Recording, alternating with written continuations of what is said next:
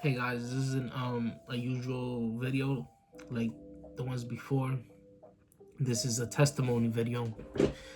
Um God put it into my heart to share my testimony online. Uh, I was I would say I am what you would call a gang affiliated person. I used to be affiliated with a certain gang in New York City. Um when I was younger, I came back from the Dominican Republic and moved back to New York. Got mixed in with the wrong crowd. I thought I was looking for friends, family. Um, I was looking for it in the wrong place. All that brought me was trouble, enemies, unknown enemies as well, and things like that. I used to do a lot of stupid things. Um, I was a thief.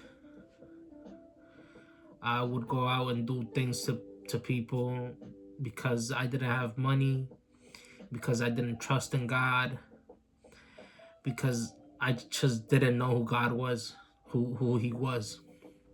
So, but I met Him one day at when I was living by myself in a Bronx apartment. My father and me weren't really talking. We had been butting heads for years now. He moved to another apartment. I stayed behind, and there I met him because of a friend who is a gang member. I haven't spoken to that person in a really long time. I don't know if he still considers me a friend. Um, and there I decided to pray to the Lord, but when when you pray to the Lord sincerely from a humbled heart, he really responds to you. I had after that prayer, I had decided to go on these you would so call missions to gain money. I decided to do really stupid things because I was lacking in money. I was lacking in resources to eat. I used to be a really skinny dude. If you wouldn't even believe it, I used to weigh like 125 pounds at 5'7". But that was due to me not working. But I'm not gonna blame the system either. The system didn't want to hire me at that time. Is because everybody knows getting a job is really hard. Um, and those times I was just a desperate person. I used to smoke a lot of weed, do drugs like mushrooms, and I just passed my time um, kicking it with people that weren't really going far in life because we decided well, the thing to do was pursue this idea and this dream of thinking that the streets is where everything's really at. But I hope that and I pray that they've left that behind, that they've all matured in life and taken up the cross and decided to better themselves. um but to the testimony, um because of the things I did and the drugs I was taking, I I got sick, right? I had I was going through schizophrenia. I've been delivered from it now. So, but it took me 3 years of obedience and surrender for me to be healed. God wanted to teach me things during those times. He broke me so he could lift me up and fix me and mold me into the man he wants me to be, into the man I am today. A man guided by God, a man after God's own heart, like David. Um, I think he did a beautiful thing in my life. I was headed down the wrong path. I was either gonna end up in jail, dead, or in the streets, homeless, or selling drugs, and that would have led to everything else. And it would have continued the cycle. It's like a circle. You just go around in a circle, selling drugs, getting shot at. Now you have more enemies than the ones you had before, because you've decided to sell drugs, and drugs is a commodity, a precious commodity in the streets that everybody is after. Because they think that selling drugs is the way to go. That's where money's at. But it's not true at all. What else can I share? I really struggled with my schizophrenia. I had long nights. I couldn't sleep at all.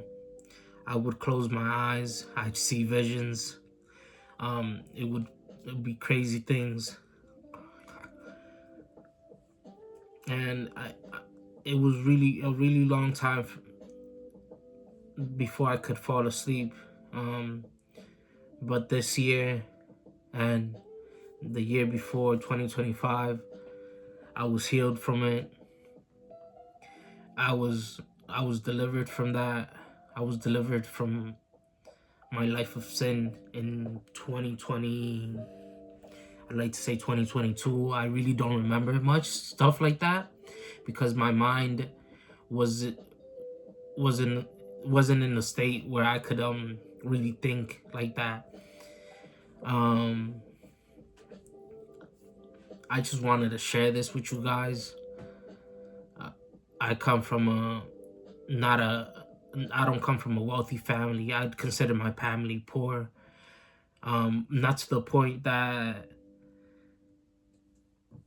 we be struggling, but poor in that we didn't have as much resources as many do. But as my last video, the video before today, today as in the night I'm taking this video, I spoke on taking accountability for the things, and that's not something I blame in my life. I don't blame my parents. I don't blame the trauma in my life, things that have happened to me since I was young. I don't blame it. I don't blame my friends, my ex-friends. I don't blame them. They were a part of my life. Believe it or not, I was happy for a while when I was with them. We shared some good times there, but I just knew those things weren't just part of my life, and I decided to step away from it. The moment I got sick, and before I got sick, I was just planning to focus on myself. I came to the realization that you have nobody else in life except yourself and God. But that has also been tested now, because God has provided me with community. He's shown me what church is really about, is family. And he's brought me closer. He's brought me close back to my parents. He's shown my parents that I could be the child that they've always wanted me to be. And I'm just saying that for that person across the screen, you too could be saved. You too could be delivered from all your trials in life, from all your bad habits, things that are killing you slowly and silently that you may not know, like drugs, addictions, lust, and just the world in general. The world has nothing to offer you but sin and death, and those things won't make you produce the fruit that you need to produce to live a truly happy life.